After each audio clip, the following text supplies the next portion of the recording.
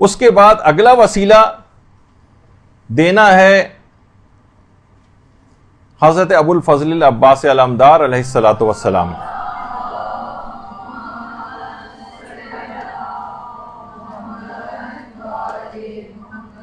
واقعی یہ صلوات رمضان والی صلوات لگ رہی ہے.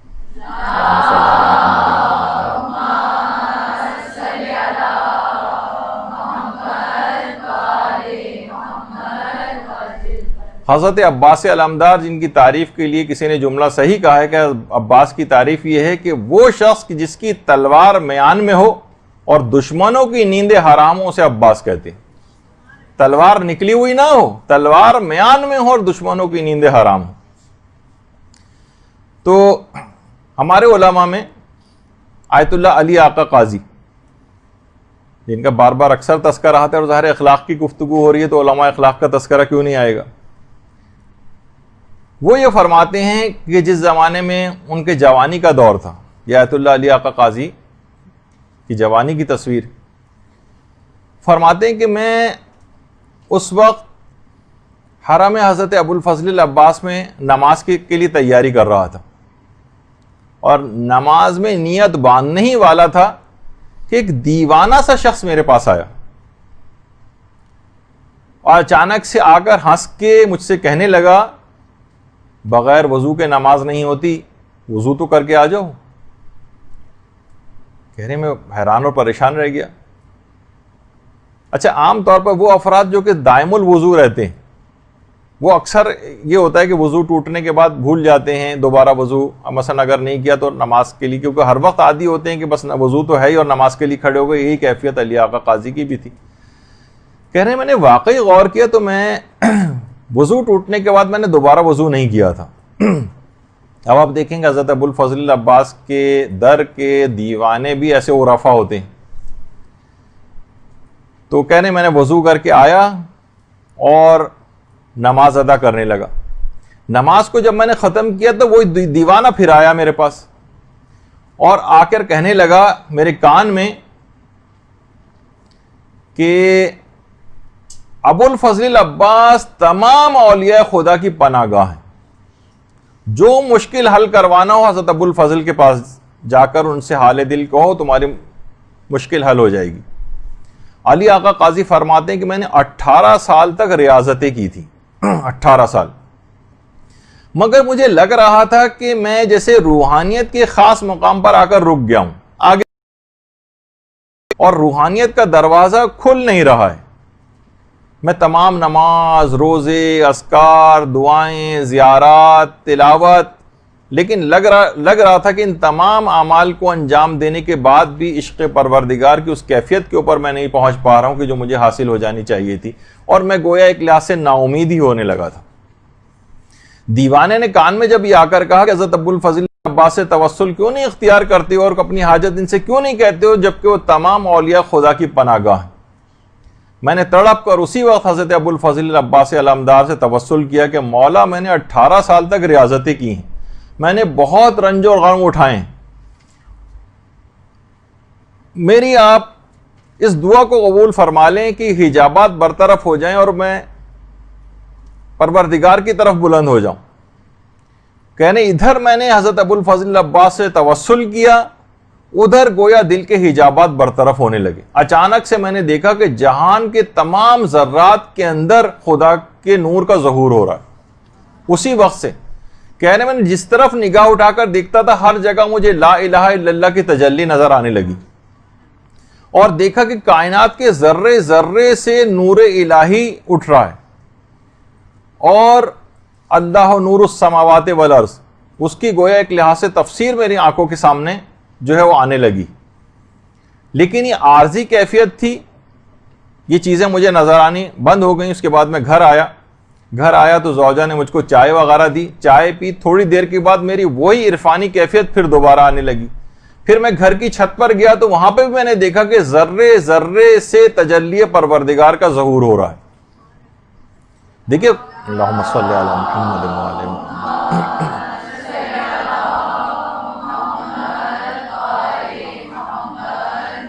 دیکھیے خدا ہر قسم کی جسمانیت سے منزہ اور مبرہ، لیکن دل کی آنکھوں سے اس کو دیکھا جا سکتا ہے. تو فرماتے ہیں کئی مرتبہ ایسی کیفیات ہوئی کہ میں آسمانوں کے اوپر نگاہ کرتا تھا, ہر جگہ کے اوپر نگاہ کرتا تھا, ہر جگہ مجھے تجلی پروردگار اور گویا اس کا نور بکھرا ہوا نظر آتا تھا, یہاں تک کہ میری کیفیت مستقل ہو گئی. اور اس کے بعد فرماتے ہیں کہ بہرحال پھر اس کے بعد آپ گھر تشریف لے آئے, پھر کیفیت پوری مستقل ہو گئی. اور یہ واقعہ بھی اس میں ملتا ہے, ایک دفعہ مکمل طور پر زلزلہ آیا کہ پورا گھر گر گیا, اور پورا گھر گر گیا. سارے طالب علم جو گھر میں درس دیتے تھے سارے طالب علم اٹھ کر بھاگے, لیکن آیت اللہ علی آقا قاضی اپنی کرسی پر اسی طریقے سے بیٹھے رہے کہ جب حفاظت کرنے والا پروردگار ہے, اور یہ بات کہتے تھے کہ تم دعوی توحید کرتے ہو لیکن پھر بھی مغلوب اور پریشان ہو جاتے ہو. لوگ ہوتا ہے نا کہ فوراً مغلوب اور پریشان ہو جاتے, ذرا سی کوئی نامساعد حالات آئے, کچھ آئے, فوراً مغلوب اور پریشان ہو گئے اس سے. اور ان کے شاگرد بھی کہتے ہیں کہ ایک دفعہ ہم مسجد سہلا کے اندر بیٹھے ہوئے درس دے رہے تھے ہمیں, تو ایک بڑا سا سانپ نکل کر آ گیا. سارے طالب علم ڈر کر بھاگے سانپ سے, لیکن علی آقا قاضی وہیں پر بیٹھے رہے اور کہا مت باذن اللہ, اللہ کے حکم سے مر جا. اور اسی وقت سانپ بے حس و حرکت ہو گیا, اور اس کے بعد درس دینا شروع ہو گئے. سارے طالب علم دوبارہ بیٹھ کے درس شروع ہو گیا. بار بار پلٹ کر دیکھتے بھی جا رہے تھے, لوگ پریشان تھے, یہاں تک کہ درس ختم ہوا, علی آقا قاضی اٹھ کر گئے تو طالب علم باقاعدہ ایک لکڑی وغیرہ لے کر آئے, اور اس کے بعد سانپ کو ہلا جلا کر دیکھتے رہے کہیں زندہ تو نہیں, لیکن وہ واقعی مر چکا تھا. تو حضرت عباس علیہ الصلوۃ والسلام کے توسل سے علماء نے کتنے بڑے بڑے مقامات کو حاصل کیا ہے. علی آقا قاضی کے متعلق جو بھی آپ باتیں سن رہی ہیں, آپ اس سے پہلے بھی ان کا کتنا تذکرہ آیا اور کتنی ان کی کراماتیں آئیں, ذکر ہو چکی ہیں, تو آپ کے دماغ میں آتا ہے نا کہ یہ کیسے اس مقام کو حاصل کیا. تو دیکھیں آپ نے کہ حضرت عباس کے توسل سے اگر کوئی بھی دعا مانگی جائے تو اس کی کتنی اثر پذیری, بس تڑپ کے مانگی جائے, پورے اعتقاد کے ساتھ مانگی جائے, تاکہ عدم قبولیت کا کوئی امکان ہی باقی نہ رہے. اور یہی وجہ ہے کہ آپ کے انتقال کے بعد, آیت اللہ علی آقا قاضی کے انتقال کے بعد, جو بڑے بڑے علماء اور عرفا تھے, ان میں سے یعنی بات مشہور ہے کہ انہوں نے عالم خواب میں یا عالم مکاشفہ میں برزخی زندگی میں یہ بات چیز دیکھی کہ برزخی زندگی میں آیت اللہ علی آقا قاضی کو انسان کامل کا درجہ دیا گیا ہے. دیکھیں پیغمبر اسلام اور اہل بیت تو کامل ترین مصداق ہیں اس جملے کا, اس لفظ کا, انسان کامل. لیکن غیر معصوموں میں اور علماء کے اندر یہ بہت بڑا مقام ہے جو برزخی زندگی میں انسان کامل کا آیت اللہ علی آقا قاضی کو حاصل. دیکھیے علی آقا قاضی نجف اشرف میں وادی السلام میں مدفون ہے. دیکھیے جو نجف کی سرزمین ہے اس کے متعلق علماء یہ بات کہتے ہیں کہ یہاں پر 360 انبیاء کی قبریں ہیں نجف میں, 360, اور کربلا میں 260 انبیاء کی قبریں, اور حضرت آدم حضرت نوح کی قبر تو ذریعہ امیر المومنین کے اندر ہی. ایک عالم مرحوم آقا سید ہاشم رضوی ہندی انڈیا کے عالم دین تھے, خود علی آقا قاضی کی خدمت میں بہت عرصے تک فیض اٹھایا اور 94 برس کی عمر میں انتقال کیا قوم میں.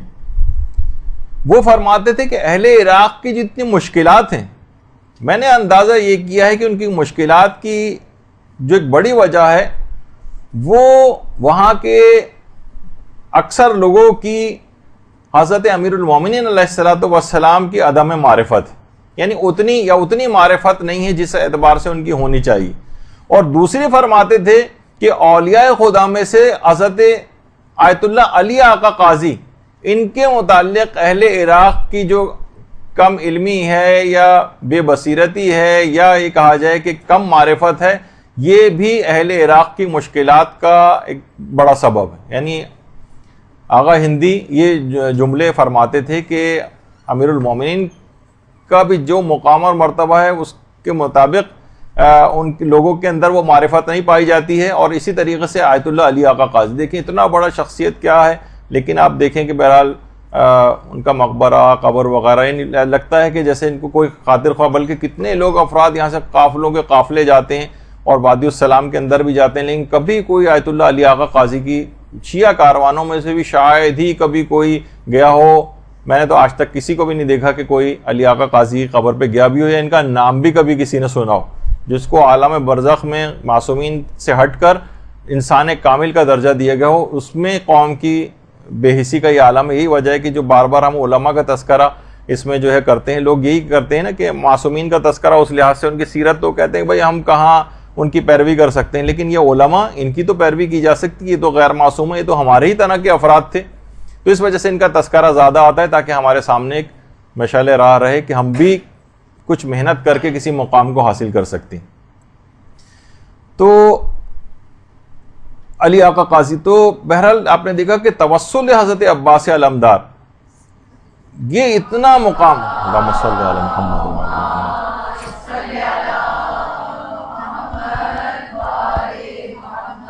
کتنا بڑا مقام دلوا گیا علی آقا قاضی کو۔ اور آج حیران ہوں گے کہ جو انحرافات اور فتنے پھیل رہے ہیں اور سوشل میڈیا کے اوپر بہت زیادہ اس کے اوپر کام ہو رہا ہے، اس میں آج کل سوالات اٹھائے جا رہے ہیں کہ کیا حضرت ابوالفضل العباس کو باب الحوائج کہنا صحیح ہے؟ کیا ان کو توسل اور واسطہ بنایا جا سکتا ہے؟ ایسے ایسے سوال، اشکالات اٹھانا، لوگوں کے دماغوں کو مسموم کرنا، زہر آلود کرنا، یا شک ڈالنا، یہ آج کل ایک کام اس سلسلے میں بہت بڑھتا جا رہا ہے۔ تو علماء اور مراجع اس کے آگے سفارہ ہیں، باقاعدہ آیت اللہ شبیری زنجانی نے ان کی اپنی آفیشیل ویب سائٹ پہ ہے کہ یہ بالکل امور قطعیہ میں سے ہے دین کے کہ حضرت ابوالفضل العباس یہ باب الحوائج ہیں، اس میں کوئی شک و شبے کی بات ہی نہیں ہے، یہ قطعی امور کے اندر سے۔ ایک بزرگ عالم دین سے ایک دفعہ کسی نے پوچھا تھا کہ ایک سوال ہے کہ مقام حضرت عباس علمدار افضل ہے مقام سلمان فارسی؟ کہا جاتا ہے نا کہ دیکھیے سلمان فارسی ایمان کے 10 درجے کے اوپر فائز ہیں۔ ان عالم نے کہا خبردار ایسا سوال بھی دوبارہ مت کرنا،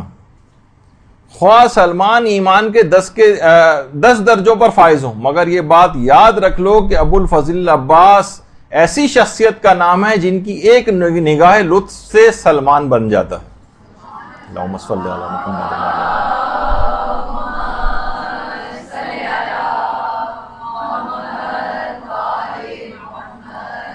یاد رکھ لو اہل بیت رسول پر کسی کو کبھی قیاس مت کرنا، اور اس وقت حضرت عباس تمام اولیاء خدا کی پناہ گاہ ہیں۔ تو بہرحال اتنا بڑا مقام حضرت عباس کا کہ علماء کہتے ہیں کہ امام حسین کا ایک جملہ ان کے اس مقام کو بیان کرنے کے لیے کافی ہے کہ امام فرماتے تھے حضرت عباس کے لیے، امام حسین جو جملہ ارشاد فرما رہے ہیں کہ میرے ماں باپ آپ پر قربان ہوں۔ اتنا بڑا مقام اور مرتبہ، یہ مذاق جملہ نہیں، یہ کوئی کمتر جملہ نہیں، حضرت عباس کی مقام اور فضیلت کو بیان کرنے کے لیے بہت کافی کہ امام حسین جیسا امام وقت کہے کہ میرے ماں باپ آپ پر قربان۔